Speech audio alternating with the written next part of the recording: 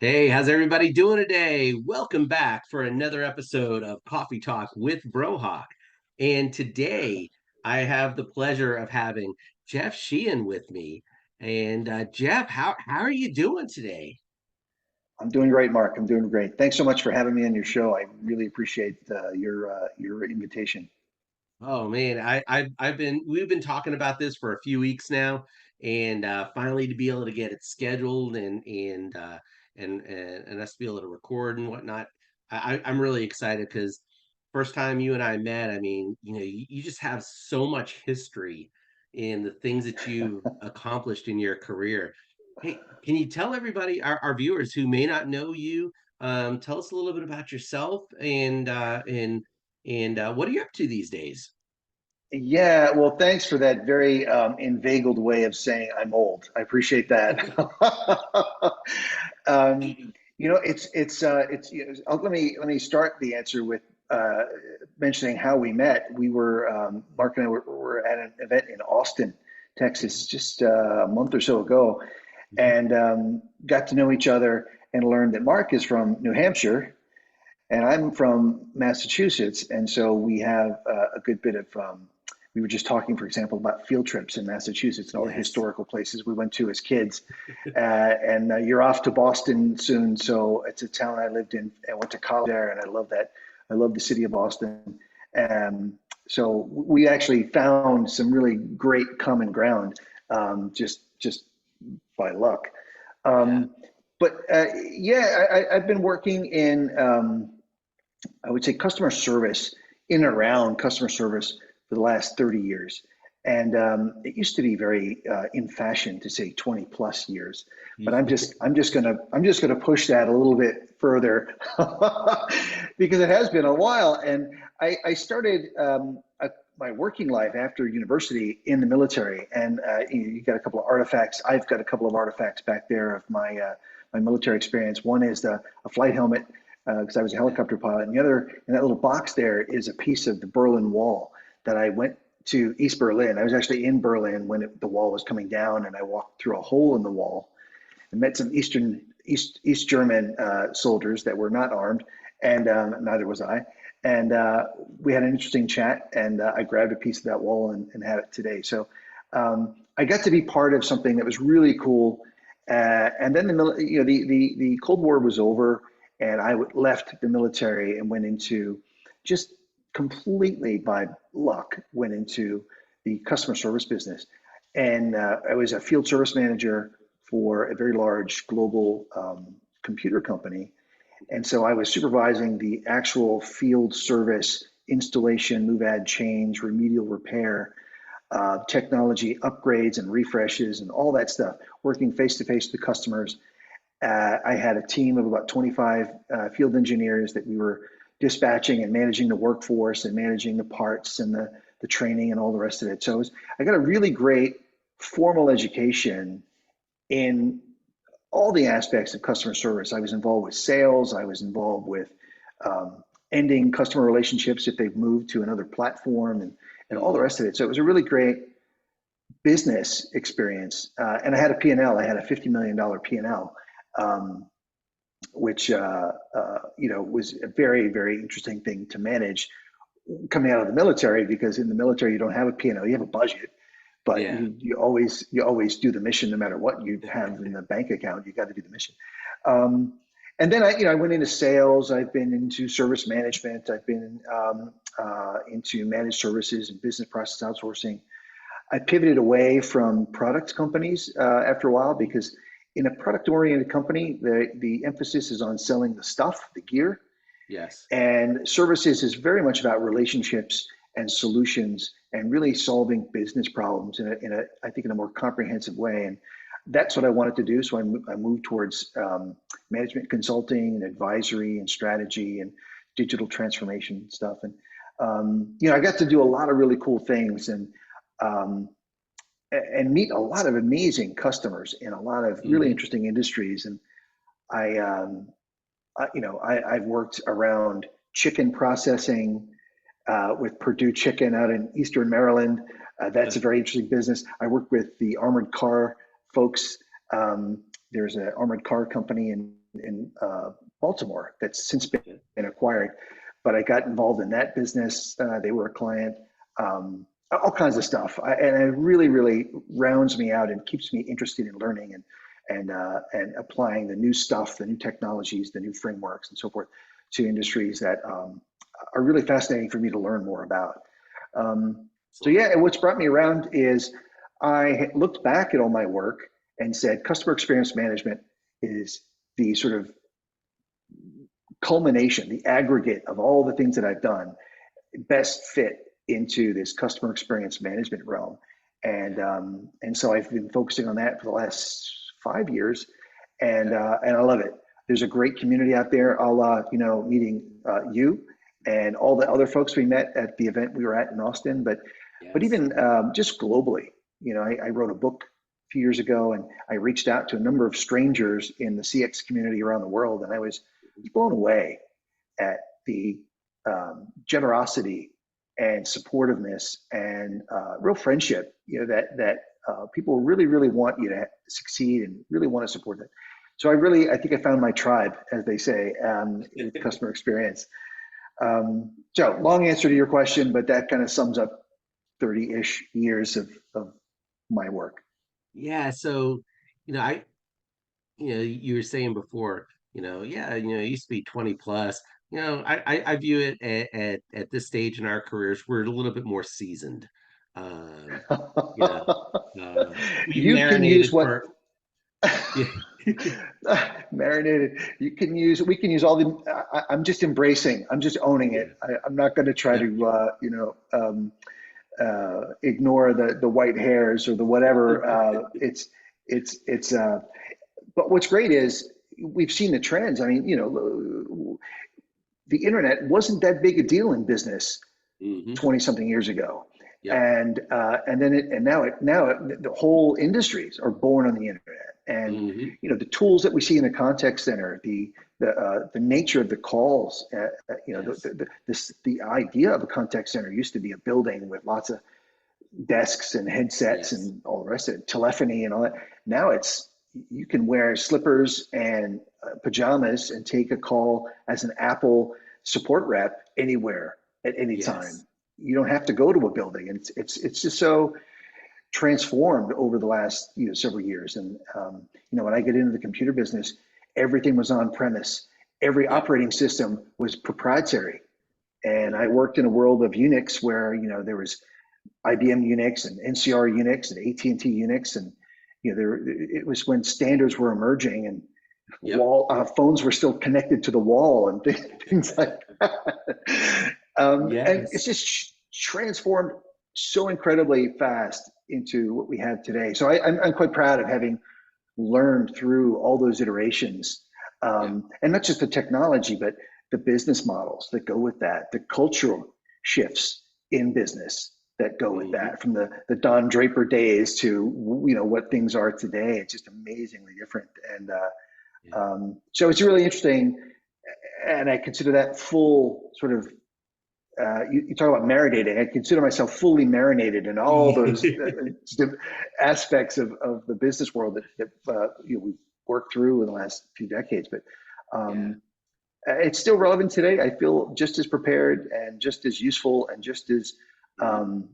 competent as I've ever felt, and maybe more confident, I would say, to take that background and make it useful to somebody else, to a client, to an employer. Yes. Well, in me, when we met, one of the first things that resonated for me about you was even though you have that very strong sales background, you are more interested in the relationships, you know, about developing those relationships with each person that was in that room. But also, it wasn't about talking about a product or a service or anything like that. It was about the individual that you were speaking with at that moment and being present in that moment. And that's one of the things that really resonated for me about you. Um, when we first met at that conference, and as we've had the opportunity to have a few more conversations, it's held true. The relationship aspect of it, and I think that's what's probably helped make you as successful over your career, is the valuing of the relationship over the transaction. Well, thank you. I mean, that's an incredibly sweet thing to say, and I appreciate the compliment. Um, I think I'll say this, and not to diminish your compliment at all, Mark, but to say this, I think generally speaking, the customer service business draws people that Mm, are comfortable with relationship, with yeah, service to others, that there's a sort of character trait or an intentionality, so just a comfort with being hmm, of service to others. And you mentioned sales, and yes, I've been in sales for quite some time, and it was very consultative and relationship because you didn't want to just go in there and sell a product. And yeah, I've seen very successful hardware sales guys go in and sell 10,000 units of mobile computers and uh, then fly away with a really, really healthy commission. But that customer wasn't going to buy that hardware for the next 10 years. They were set, yes, right? So hmm, that salesperson was off to form another relationship and do a transaction. yeah, But the service stuff, that was always very sticky, and it was always the long term thing. And there's a huge amount of value in that if you're in the services business. And as we know, right, the customer experience game, as it were, is a long term uh, um, uh, continuous improvement kind of process or set of hmm, processes that does take in many cases years to yeah, begin and gather momentum and gather capacity and all the rest of it. So yeah, I mean that relational stuff is part of my part of who I am, I suppose, and I think it for me personally, it explains why I've been doing this work for so long. It yeah, appeals to that part of me in terms of the meaning and purpose of it. But I would say folks like yourself and all the other people I've met that are in this business have a similar, to one degree or another, a similar hmm, orientation where it is, it's a service to others and um, yeah. um, um, disposition, I guess is the right word. Awesome. Well, we've talked about, I mean, the extent of your career, and you've had very successful um, career stops along the way. But I'm interested in hearing your take on this. Um, and at this stage, with this sentence or phrase or whatever, at this stage in your career and this stage of my career, I wish I could go back in time and tell my younger self X. And how would that have helped you navigate your career? So I'm interested Wow, in your thoughts about that.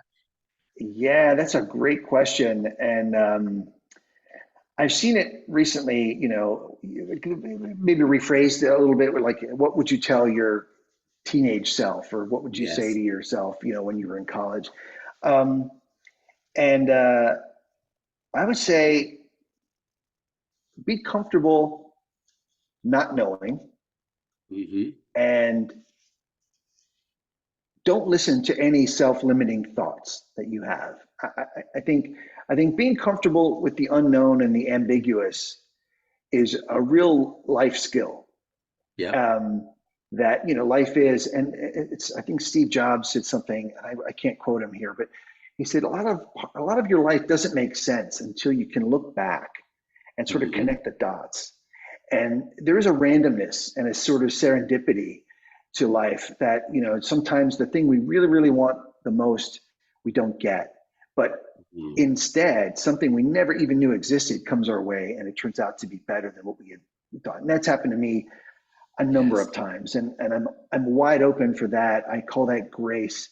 But it's a really, really amazing thing that life has taught me is be comfortable with the unknown. And with Yes. careers, when I was growing up in my career, the early days, it was very much this idea of a ladder. Like that was the metaphor, it was a ladder that you had to do Yep. this and then you could do that. And then if you succeeded, you could get to that and so forth. Um, or if you didn't have an MBA, you couldn't become this level. And there was sort of a rigid framework, and people bought into that. And Uh-huh. I certainly did. And I saw a lot of people succeed that way. But I Yep. think now I'll use a military phrase, it's asymmetrical.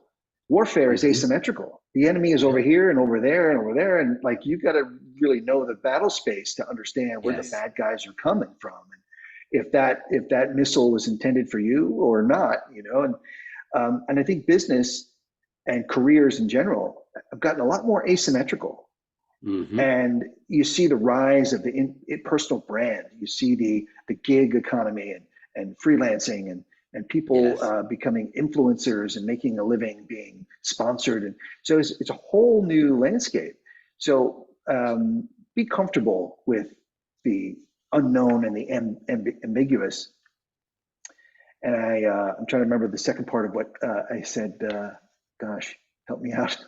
Yeah, no, no, no. I mean, how would that have helped you navigate your career if you were if you were okay or comfortable with the ambiguity? Well, I was comfortable with ambiguity, and that was something, a gift of military. My 10 years in the military was, Yeah. um, as an officer, I would spend about a year, maybe a year and a half, in a Hmm. job at an echelon, and then you would get reassigned.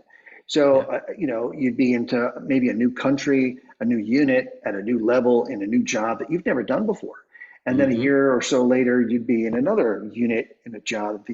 So, and even flight school was that way. Just as you get competent in one phase of flying, you got Yes. into a new thing. Like I remember going from tactical night flying into instrument flying, and they're very, very different, literally night and day.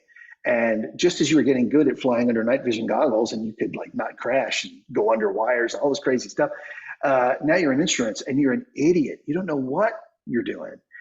And so Hmm. to really build that adaptability and be okay with being, in a new place. And so that I got that from the military.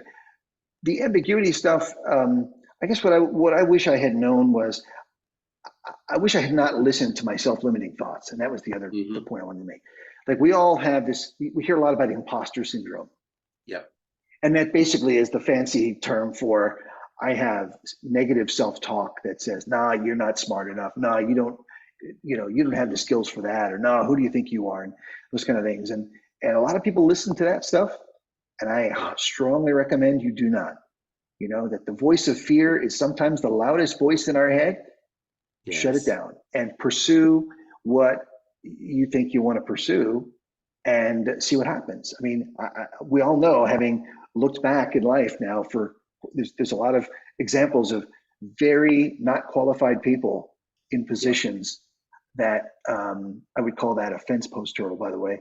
I've seen a lot of fence post turtles that are like, okay, they didn't listen to any self-limiting thoughts, is a big part of why they're where they are. And for Yep. anyone who doesn't know, a fence post turtle is a turtle on a fence post, and turtles don't fly, so they don't land there. They don't Yep. climb. So, you look at a turtle on a fence post, and you ask yourself, how the heck did they get up there? Yes. And I hope that this doesn't offend anybody, but we all have seen it, where you see people in certain positions and you wonder, like, how the heck did that person get there? Hmm. And Yep. and and I think a lot of that has to do with luck, and a lot of that has to do with, uh, some people listen to their self-limiting thoughts, and so they are limited to what they do, and Hmm. some people don't listen, and they go on to do these things that you might think, geez, how did they get that? So Yeah. that would be it, really. Yeah. One of the things that you mentioned is, the military, um, the asymmetrical view of the field of battle.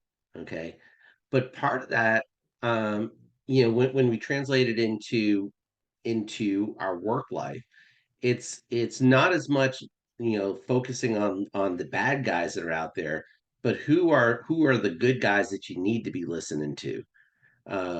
You know, who's going to become part of your inner circle, and who are the ones that you're going to kind of push out a degree or two. And I think that that's a big part of the self-limiting thoughts is who you're allowing to be your support network, um, Mhm. versus those folks that are amplifying those negative voices. Would you agree with that? Absolutely, yes. And I think that's one of the really, really great benefits of the way work is done today. And I mean this worldwide.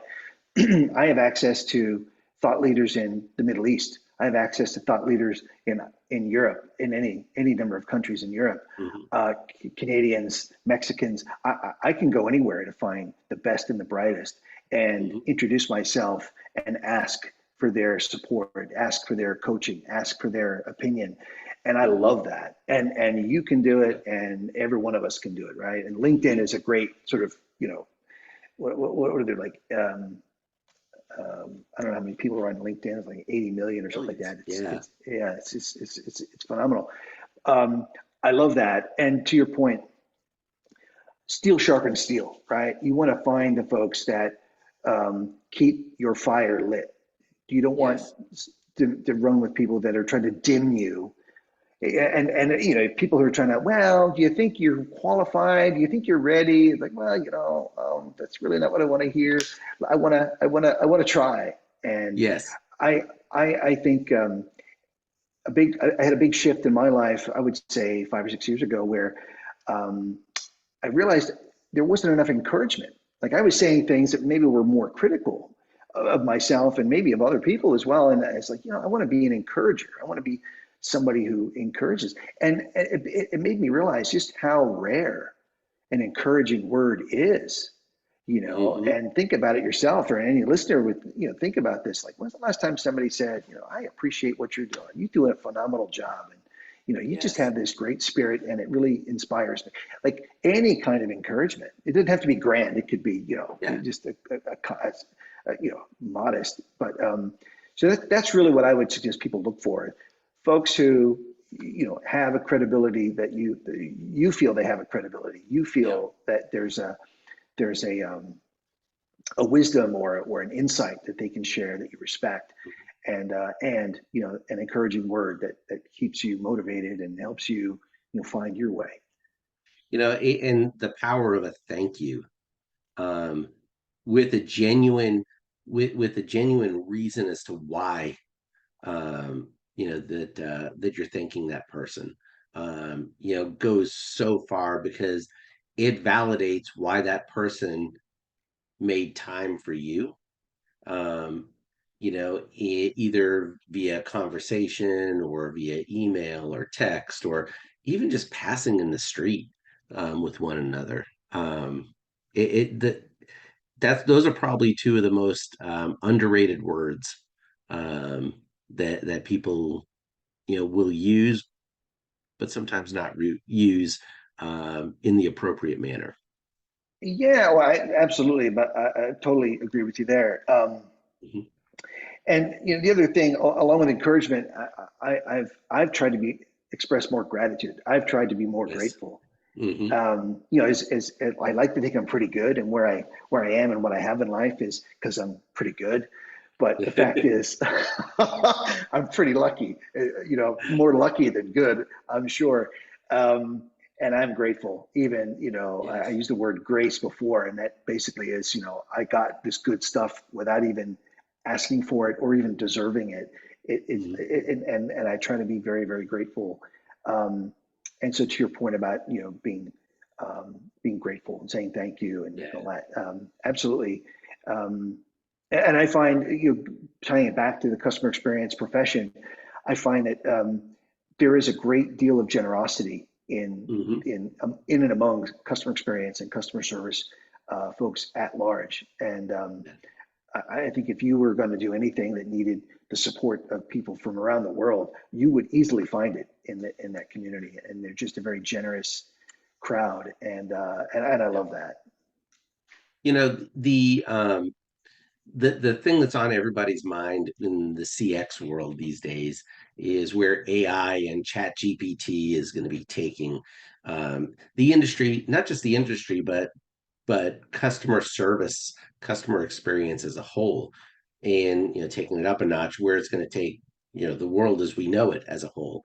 How we're all going to have to level up. But where do you see the contact center space evolving to in this new world of AI and Chat GPT? Based on some of your experiences with like products and services. Yeah, it's a great question. It's something everyone I think is examining. And I tend to look at it like all the other waves of technology. And we Hmm. alluded to that, earlier in our conversation, right? We've seen lots of things come, Yes. right? Remember when the internet was new and, Yes. and you could buy things from a retailer that didn't have a store. Oh my God, remember how Yeah. like that was going to change the world? And so I think of AI as another sort of wave. Hmm. And I'm not a technologist and I'm not a future, predictor, futurologist or whatever that is for those people. But I do think the contact center can have some benefits, but there's a downside if you don't use those tools to the benefit of customers. So, and you know this yourself, right? Oftentimes, a lot of technology is used in the contact center to reduce workload for agents, Yep. which is to say to reduce cost for the Yep. organization, right? If I can, Let's call it if what I it can is. have, yeah, if I can have fewer people in seats answering fewer calls, um, but as consumers who actually call contact centers for help when we need to, Yep. we have experienced a lot of frustration with some of those tools that were not built for us in mind. Hmm. They were built with or employed or used in a way that is not giving me a great experience.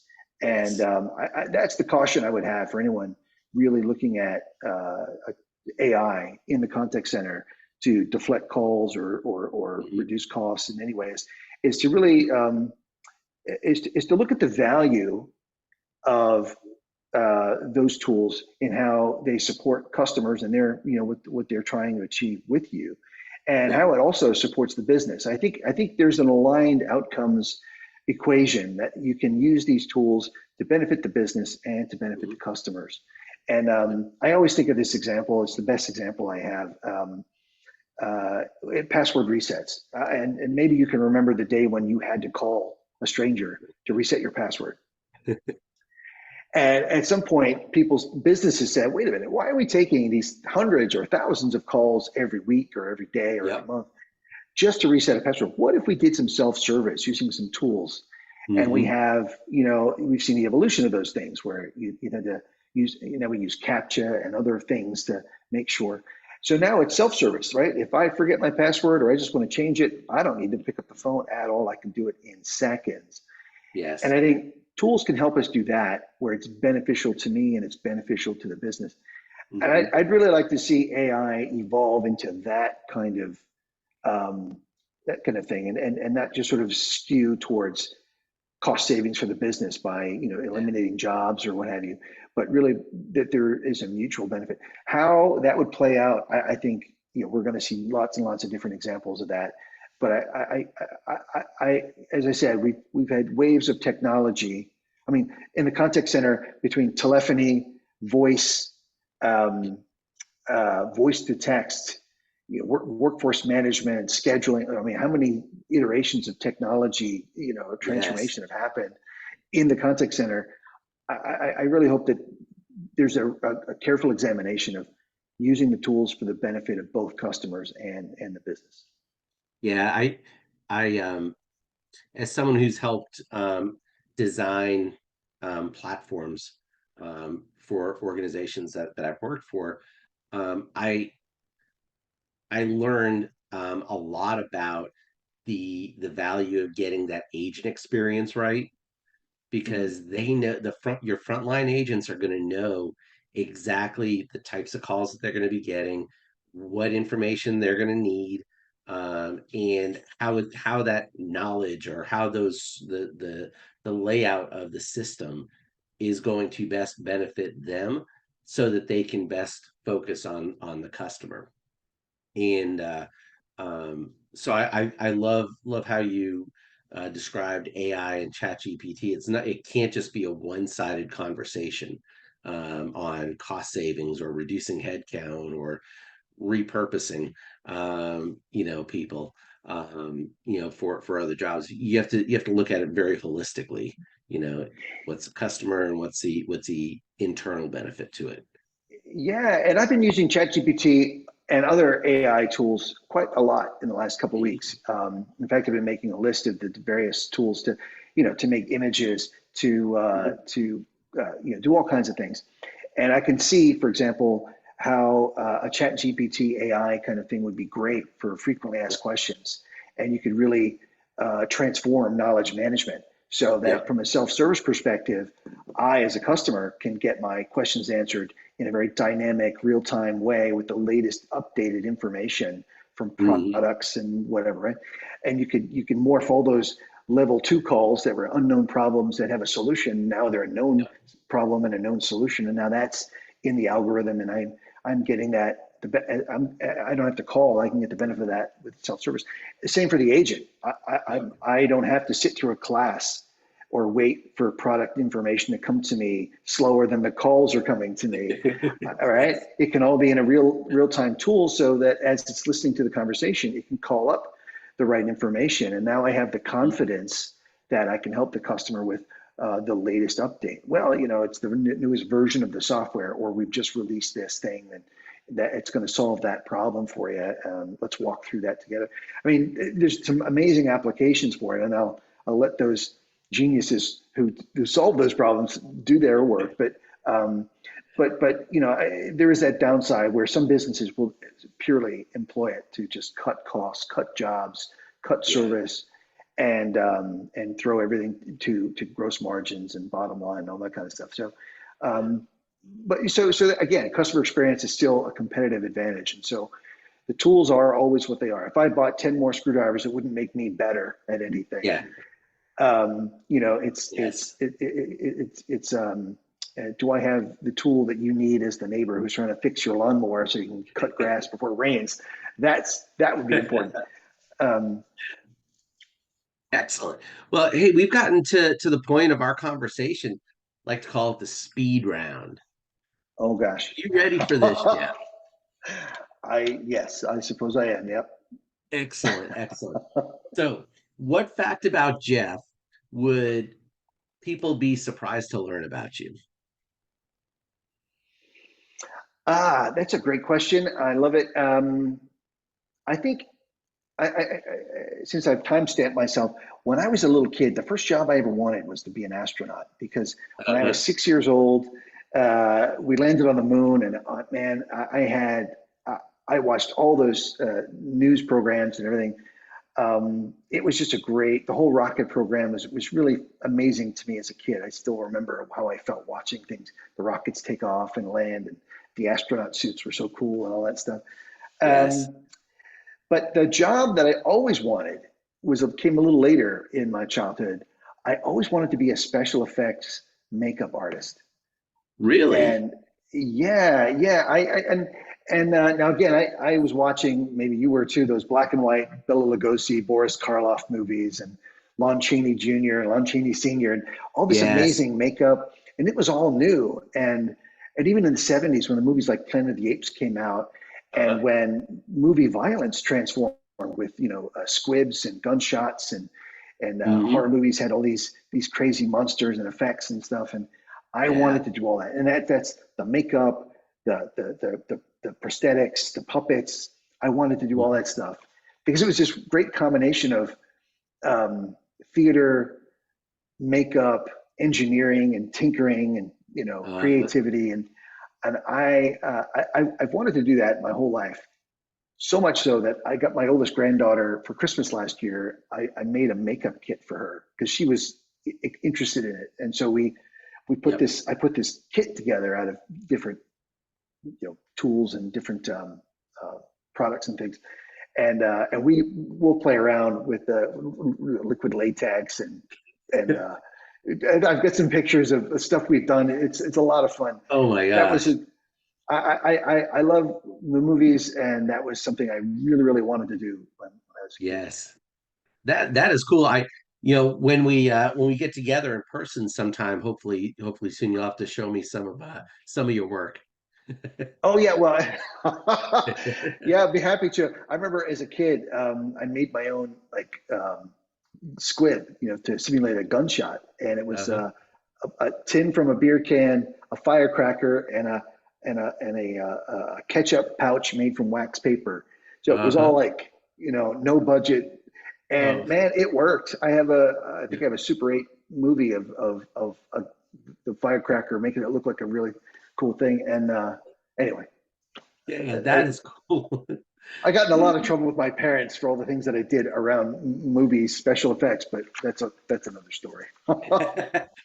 That's some story sharing for adult beverages for sure. I love it. Absolutely.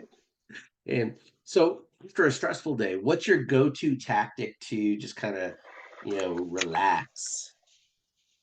Well, I would start with uh, a drink. Yeah. I uh, I love a good drink, but bike riding, fishing, and swimming. I love, I cannot be unhappy while I'm riding a bike. There's just Yes. something. Um, I saw it. Somebody wrote a meme or something like that said, melancholy and bicycle riding are incompatible, and Mm, it's absolutely true.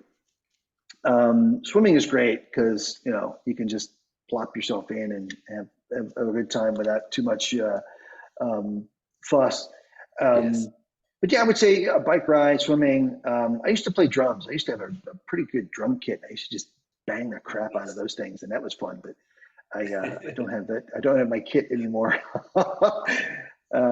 And I Yeah. don't mean to sound like I have a drinking problem. I just enjoy a Yeah. good Irish whiskey or an American bourbon from time to time. Hey, And absolutely nothing wrong with that. yeah, yeah. Absolutely nothing wrong. Well, if first of all, you spent some time in the military. I just want to thank you for your service and dedication to our country. And as someone who never served in the military, but I've had family members, um, I know it's a sacrifice of years of your life at the service of others. So thank you very much for that. Well, Uh, yeah, thank you for saying that. I appreciate that. And I have to say, it was an adventure. When I mhm. joined the Army, it was through college that I joined the Army, and the recruiting slogan was um, "Be all you can be," and it made it look it's sort of adventure, like a big adventure, and that was Yeah. what I thought I signed up for, was the big adventure, and I feel like I had that, and I learned a lot. It was great to shape me, a young, sort of not that mature young man. It's been great, and it's a tradition in my family. My son is now the fourth generation of service member in our family, so it's a bit of that as well. Awesome, awesome. Well, thank you to not just you, but now your son and the rest of your family who has served as Thank you, well. thank you. So if someone wants to pick your brain a little bit, I mean, this has been a really, really interesting conversation. Someone wants to pick your brain or find out a little bit more about the work that you do as a consultant. How could they get in contact with you? I know if someone reaches out to me, I'm going to go ahead and do the introduction myself. But if someone wants to proactively reach out to you, how could they do that? Yeah, the best way is LinkedIn. All my contact information is available on LinkedIn, and I'm on LinkedIn a lot every day. And Excellent. I'm actually, so that's the answer to your question: is go to LinkedIn, find my profile.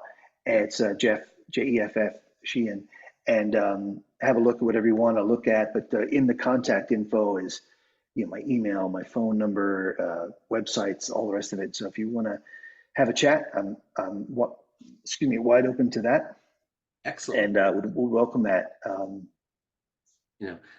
Jeff, thank you very much for the generosity of your time today. I really appreciate it. If you like this episode, hit the like button.